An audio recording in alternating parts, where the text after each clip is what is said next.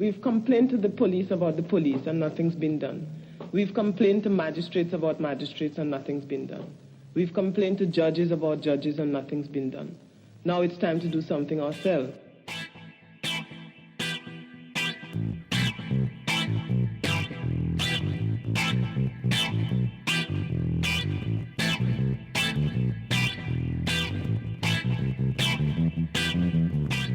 Hello everyone and welcome to episode 83 of the History Hotline. Now, you might remember that introduction from the first ever episode if you listened to it, or if you've been here since the first episode dropped.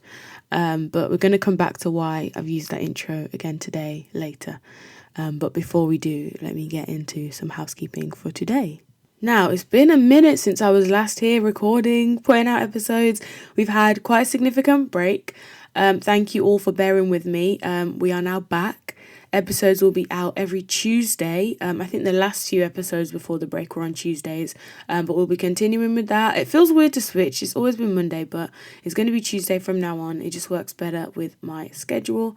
I'm now a PhD student, funnily enough, and will be, using all my time and energy to continue my research in an academic environment, which I'm quite excited about. It will mean my schedule will be different, and I think a little bit more demanding in some ways. So for now, episodes will be weekly, but they may drop down to fortnightly in the upcoming near or distant future, or they might not at all. We'll see how things go. But I'll do an episode one day about my PhD and what it's all about. But there is an episode, I think, that my PhD is loosely based upon. I put it out when I was doing my proposal, and so it kind of forms some of my original ideas for my research, which broadly looks at the British colonial education system in the Caribbean and the experiences of West Indian children in that system, migrating to Britain and then experiencing the British education system here, and some of the challenges they face, the differences between the two systems and things of that nature. So it's a history of migration, of childhood, of race, of education, and kind of all the themes that I've really enjoyed speaking about on this podcast over the past few years. Now, a lot has happened since I last recorded. We've got a new Prime Minister, we have a new monarch, heating bills are higher, the weather is colder. The UK is a very interesting place, and a lot of things have happened, and I've wanted to jump on the podcast and talk about them, but I've kind of restrained myself. So in the next few episodes, we might be pulling up things that have happened, issues, problems, and breaking them down and adding historical context, as I like to do on this podcast, as well as the usual episodes that will be coming out about individuals or events or moments within Black, British and Caribbean history.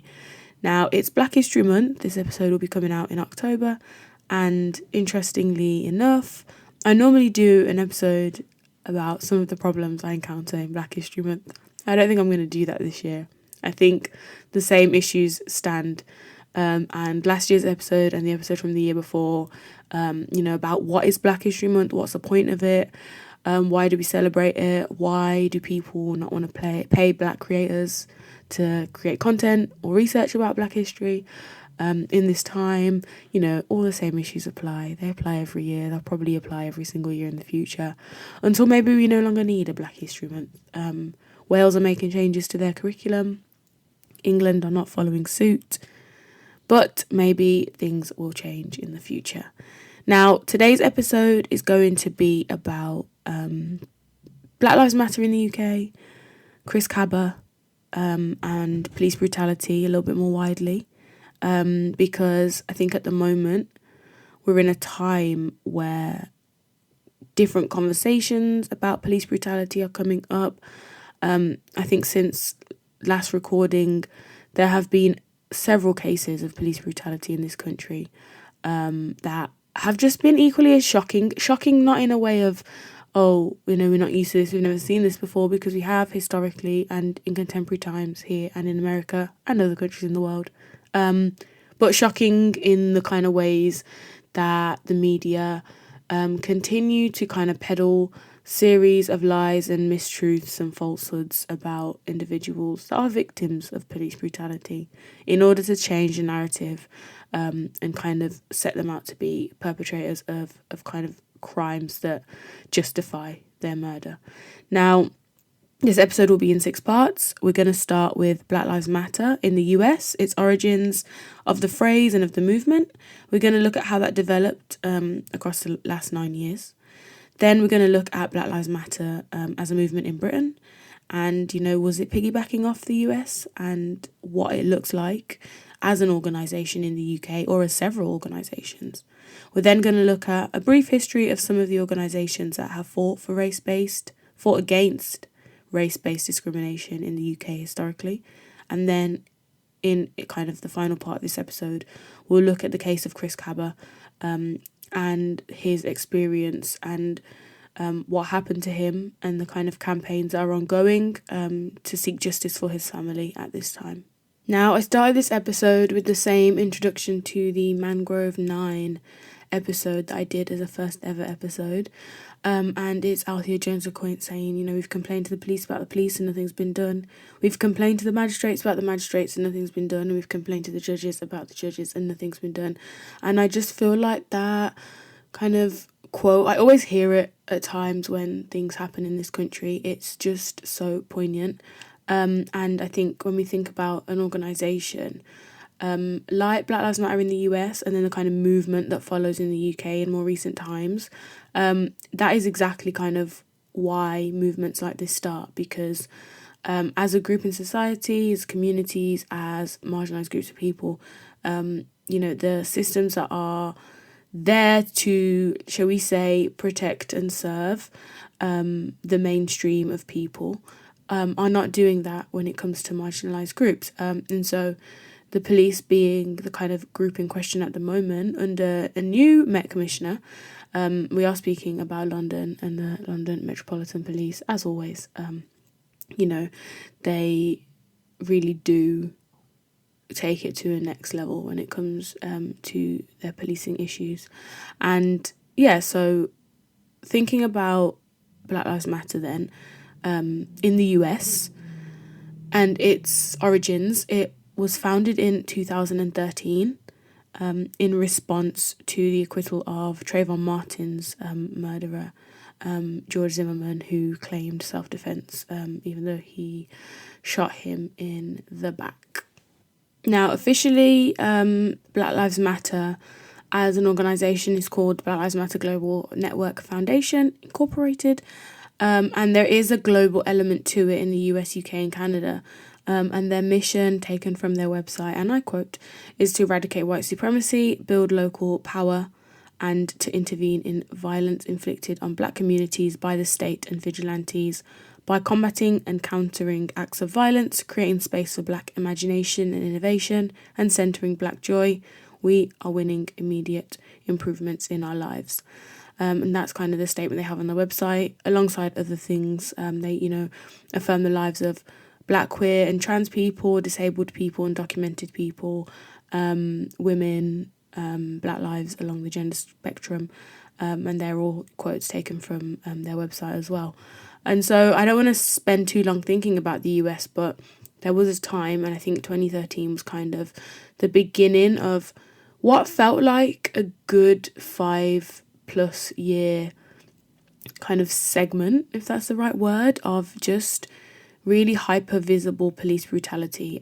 It was making headlines even in the UK, which wasn't the case. It's not to say that, there was no police brutality, there were no black people, especially black men, being murdered. Before this, they were. It's just that I think the stories were being taken up more. And I think with the rise in kind of social media and people having camera phones on them and access to the internet at literally a click of a button, this stuff was becoming way more visible to us over social media and in mainstream media as well, because mainstream media tends to pick up what is trending on social media, and that they kind of influence each other in that way. So this all starts in the US. In the UK, things don't kick off until a little bit later. It's not until 2015 that we start to see movements under the same name coming up. Now, when it comes to BLM in the UK, it's not They're non-partisan, apolitical parties. They don't align with any kind of like political organisation or group. They don't necessarily put themselves in any point on the kind of political spectrum, left or right. However, UK Black Lives Matter, and then there's Black Lives Matter UK. Now, this sounds really confusing. I was doing some quite in-depth research now about the organisations and what they're called and what they stand for and if there's any difference in them. But it seems as if there's one group that in their logo and kind of their website domain name is UK BLM, and another that's BLM UK. So I'm going to talk about them differently. UK BLM is the kind of the bigger group. They're the group you might have seen in headlines this week, giving out a second kind of phase of funding, £350,000 to be exact, from money raised during the 2020 resurgence of the Black Lives Matter movement in the US, and, you know, obviously the trickle-down impact that had in the UK, especially thinking about some of the inequalities that were happening during COVID, as well as, of course, the murder of George Floyd. Now, so UK BLM, that have all the money, or had all the money and are sharing it out now, they, on their website, state they're not a Marxist organisation. Some members might be Marxist, not all members are, and they are all anti-capitalist. So in that sense, they do align on the kind of political spectrum. They are committed to dismantling class as well as gender and race domination. And interestingly enough, I think they have a bigger kind of voice in the media. They don't have necessarily a face. And I think that's very important for the organisation. I think in the US there's more of a face to it. And there's also, with that, now questions about how money is being spent in the US, that is, in regards to funds that were raised for Black Lives Matter there. In the UK, it's a little bit different. So some of the members are public facing, others are not. They've said that they have personal responsibilities, they have families, children, jobs, and a lot of them will face hostility from far-right groups and the right-wing press, including harassment, they've said. So a lot of them prioritise their safety and don't necessarily put a face to the work that they do under this organisation, under this movement. I think it's important that they remain this way because we often really go for these leading figures, these normally men who lead these movements, and when, you know, something happens to them, the movements go with them, unfortunately. And it's happened so many times, not just in the UK, but in the US probably more prolifically. But I think it's important to have these organisations that can live on beyond any person, because it means that the work can continue without it being associated to an individual. But I think within society today, there's kind of a hyperfixation on people and on this person having founded this thing and done that thing and ticked that box and checked that list. And I don't think it is so important. So it's quite interesting that that's kind of how they align themselves. And whilst they have members of the group that, you know, have public platforms and they all work in different areas as well, kind of different spheres and different kind of fields work-wise, they also have members that we don't know anything about. And that's okay as well, because it's just not really necessary for them to do the work that they need to do. They did a Q&A with the Voice newspaper, and one of the questions that I kind of wanted to pick out and share was, does BLM, even though it's a non-partisan group, does it ever work with politicians? And one of the members who made her name available, Lorna, she said, and I quote, "I'm going to answer for myself on this one. I think to build an anti-racist movement, you need lots of players. People in different roles, people with different positions, and sometimes those people are going to be people who are in Parliament. Sometimes you're actually going to need political parties in order to fight for specific rights and that affect black communities. For example, whether the National Health Service is funded or not is really impacted by who is in power. What's happening at a local level, for example, sister space, being able to access or not access appropriate space in which to support domestic violence survivors is depending on what's happening at a local council level. So I don't think we shy away from the fact that party politics has an impact on black communities, But I think we have to be really careful and be really strategic about the ways that we as an organisation could be used.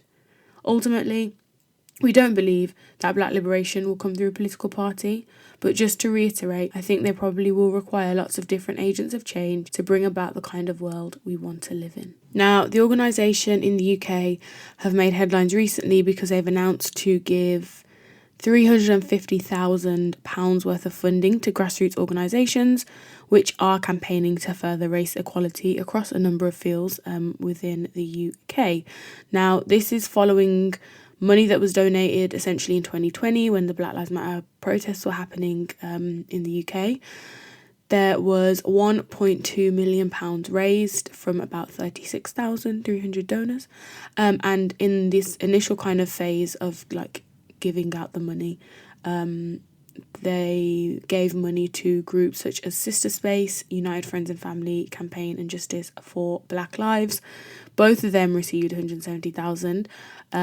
And I think they were kind of dealing with pressing issues at that moment. In that moment, Sister Space were faced with being evicted from the building that they used due to the funding they had kind of bailing out, pulling out, and them not being able to fund the space that they had, but the space was so integral to them. It was providing support for women that had suffered from domestic violence, and it was helping them deal with that, black women in particular. And I remember, I think on this podcast actually, there was an episode where I kind of pointed you in the direction of donating. So all that money went to Sister Space, and they were able to kind of stay in the building and in the location that they're in Hackney.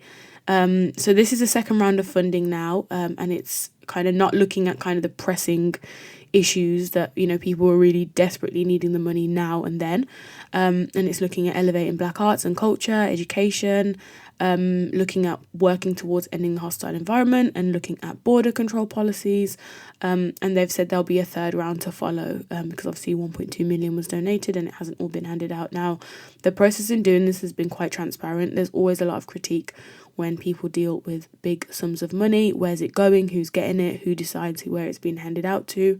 They've had consultants that have consulted with them and looked at the applications made by people to access this money, and so it seems everything has been done properly, and I believe they are going to be opening up in the kind of third round to some groups that might need it from overseas, so helping people outside of Britain, whilst the first two rounds have just been for people within Britain. And that's been really nice to see that, you know, there's actually a continuing positive impact from what happened in 2020, because we can kind of look back at that now with 2 years distance, and kind of think about the impact that it might have had in different workplaces, different fields, different areas. In terms of policing, it seems to have had no change, because even as I record this episode, like I took a break a second ago to scroll on Twitter, and an unnamed man, I believe, has been killed in police custody, and he's like the second one this month of black men dying at the hands of the police. So it kind of seems as if everybody's learning except for them. Even with the new Met Commissioner, it's the same things that are happening. People are still dying in police custody at the hands of the police in a variety of different ways. And yeah, things don't seem to be changing too much on that front. Now, on the flip side of the one BLM group, we've got another VLM group, and it is a bit confusing, them having obviously the same name, and it, you know, it's such a slogan, but it's been controversial to some, not to others, not to me. It is, you know, it makes a statement, doesn't it? Black Lives Matter, because they hadn't been mattering in the mainstream, in society, in a whole range of fields and arenas. And so there's the other group then, who I'm going to refer to as BLM UK as opposed to UK VLM. And they are and I quote from their website, "We stand together as a social civil rights movement in solidarity in the UK and across the globe to change the world. We kneel together for peace and unity, asserting Black Lives Matter and that black people are treated as humanly and as and fairly as white people. It is a human right to receive racial equality, social and criminal justice in the societies where we live, and to receive parity as full citizens of the country and as a nation. They are also apolitical, non-political, non-partisan, and a non-violence platform. And that is the kind of overview of them. I think in terms of like money and that kind of thing, they haven't really received the kind of funds on a level as UK BLM, and so there isn't really much to discuss in terms of that, although I will say, and it will lead us into our kind of next point, about the fact that they have kind of been quite vocal in their campaign for Chris Kaba and for justice to be served after his murder. They make it very clear, and I quote, to avoid confusion and for definite clarity, we, BlackLivesMatter.uk, are not affiliated or associated with BLM US, Canada, UK chapters and the political organisations operating and registered as the Black Lives Matter Global Network Foundation Incorporated, who I mentioned before. They're not affiliated with UK BLM either, and I say at UK BLM because I think that's their like social media handles, whereas the other ones are like BLM UK or Black Lives Matter UK. But on their website they've got a lot of information. Their website is very informative. There's links to like different campaigns happening, different issues happening, links to different social media platforms where people are speaking about certain topics that are relevant within racial equality and social justice. So again, they play an important role in that, and especially when it comes right now to justice being sought out for the family of Chris Kaba. Justice won't be done because, you know, he's lost his life and they'll never have their son back, their cousin back, their nephew back, you know, their friend back. But to get justice and to see a conviction for this police officer that has murdered Chris in his car, that is kind of what the campaign is seeking to do now. And at different stages of the campaign, this all happened at the start of September. So we're kind of a month in to this kind of movement to seek justice. And, you know, as kind of things have been uncovered and things have changed, they've obviously put out demands for different things. And that started with, you know, having body camera footage. It started with knowing what actually happened. And then it's kind of developed into, you know, having once known what has happened, justice for the family, justice for Chris, have the name released of the officer that did that. They've only got like, I think it's a badge number. We'll get into Chris Kaba and that story shortly, but I kind of wanted to just contextualise both of these groups in a longer history of organisations fighting race-based discrimination in the UK. I did say before it's important that we don't just focus on the kind of individuals that do this, but the actual groups that work to do this. And I will say some of the groups I'm going to mention I've done episodes on, and I'll signpost them if I have. But there are a few I haven't and will be doing in the next few weeks, so stay tuned for them, because the more I think about it, the more I move away from the kind of focus on individuals. I think it's important that we actually focus on the kind of grassroots, community-based organisations that do the work, often without the reward of being a figure or a face, if that makes sense. It's easy to kind of laud praise onto a person and less so to laud praise onto a kind of a whole group. And I think that it often shows historically, because there are a lot of groups where you could mention a name and the name of the organisation, but maybe not the names of people involved. And sometimes it should be that way. Other times maybe not so much, but that's the kind of case when we think about some of these movements in Britain's history.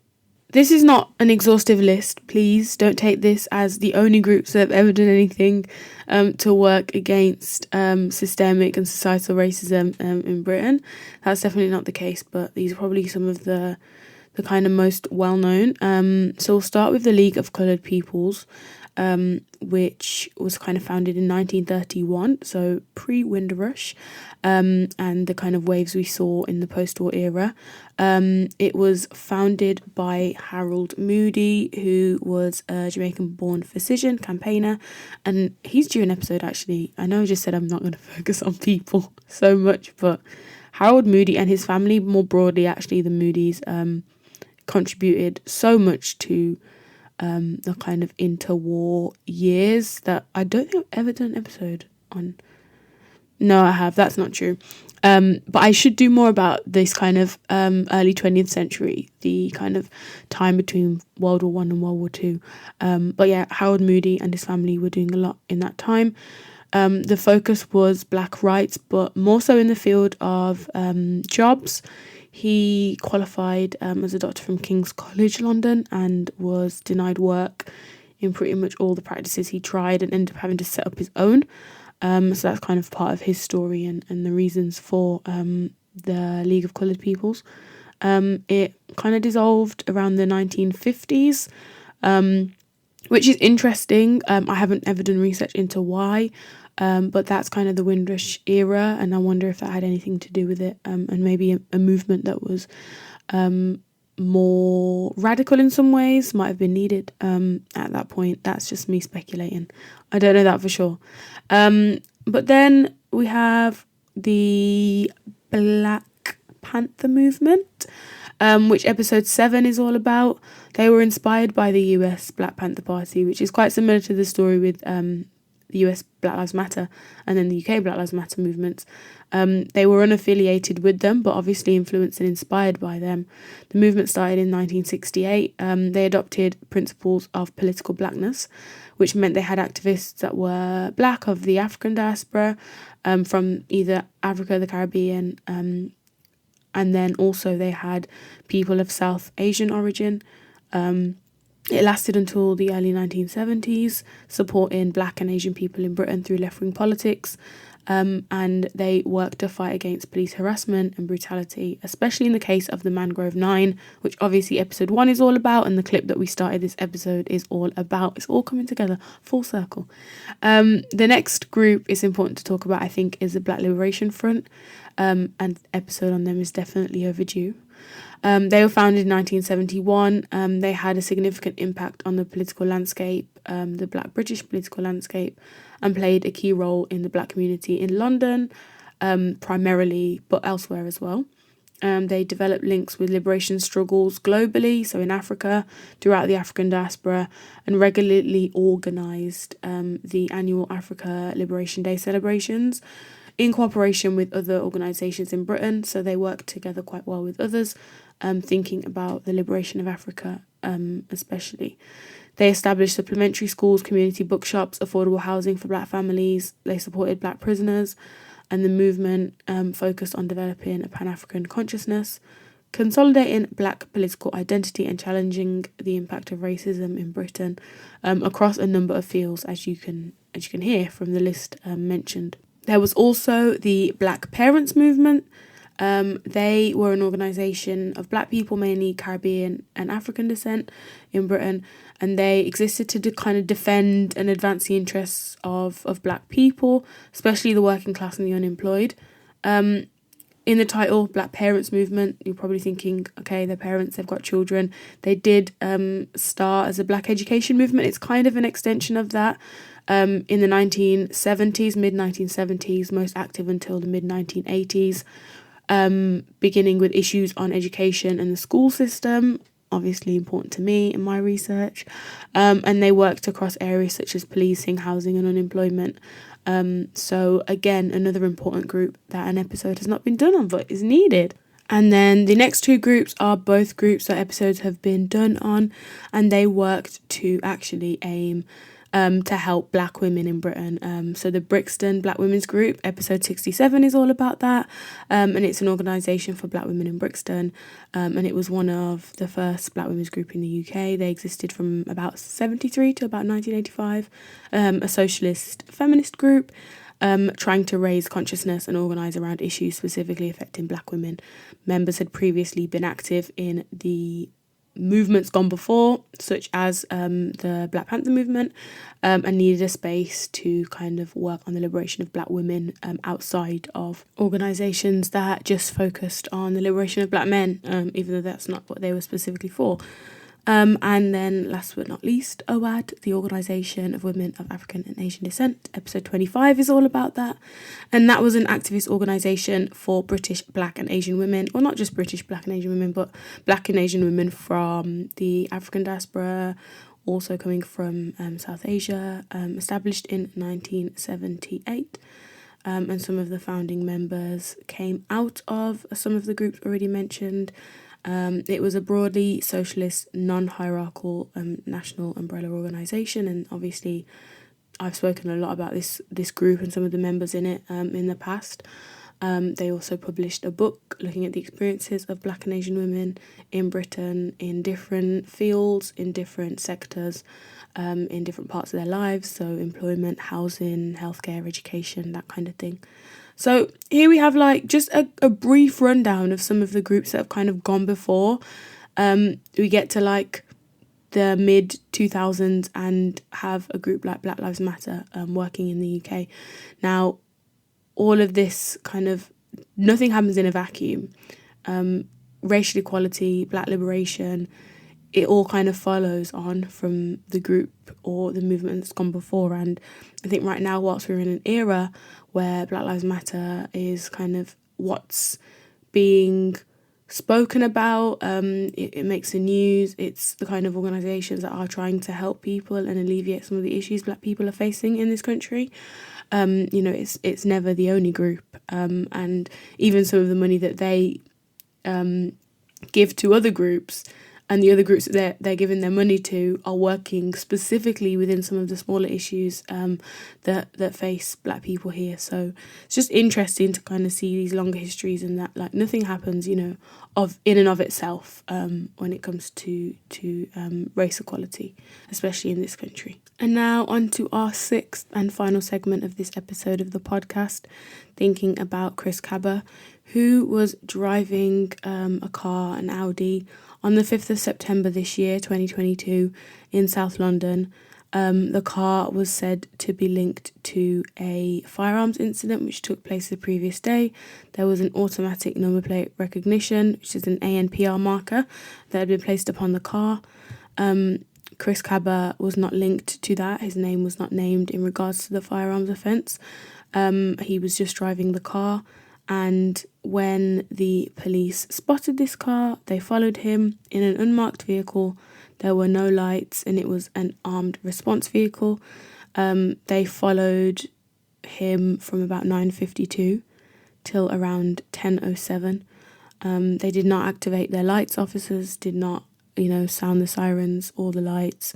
The intention was to use an enforced stop extraction on the Audi, which they did. That statement and the words I read was put out by the IOPC, the Independent Office for Police Conduct, and that statement has only come out in the last week. It was what the family were calling for, because obviously the police investigate the police, you can't call the police on the police, but it is the police that tend to do that. So they wanted an independent body to do that, which they have done, and these are the findings, which I just read. However, in the process of this coming out, there were so many misinformations and lies essentially said about this case, and I think it's done deliberately to tarnish the reputation of the victim, to suggest that it's somehow justified that they lost their lives at the hands of the police. And it's a similar pattern that I've seen happen historically with victims of police brutality. Jean-Charles de Menendez was said to have vaulted ticket barriers when he was killed, which was later confirmed to be untrue. Mark Duggan was said to be armed and shooting at police. That was confirmed to be untrue. Ian Tomlinson was said to have collapsed in his case. That was said to be untrue. Sheku Boya, he was said to have stamped on police officers, which later was found to be untrue. And in the case of Dalian Atkinson, which is kind of the first time in 30 years that a British police officer has been convicted of manslaughter in the course of their duties. Benjamin Monk, PC Benjamin Monk, or it's not PC anymore, was found guilty of that. This happened to a former Aston Villa player just in Birmingham, and it's taken them years to get that justice. That case only went to trial, and that part of the trial only kind of wrapped up, I believe, last year or the year before. But, interestingly, from that inquest, and this is what I wanted to take out, Deborah Coles said, "We have seen in this trial a use of racial stereotypes equating black people with dangerousness and criminality. Language used by police when challenged to defend their actions reproduces the very myths and racial stereotypes that legitimize slavery, with reference to superhuman strength and unpredictability to legitimize violence and deadly policing. In all the cases I mentioned, those stereotypes were pushed out. Superhuman strength, unpredictable behaviour, whether they're having a mental health crisis or not, they're said to be a threat, a physical threat that needs lethal force to, remove that threat.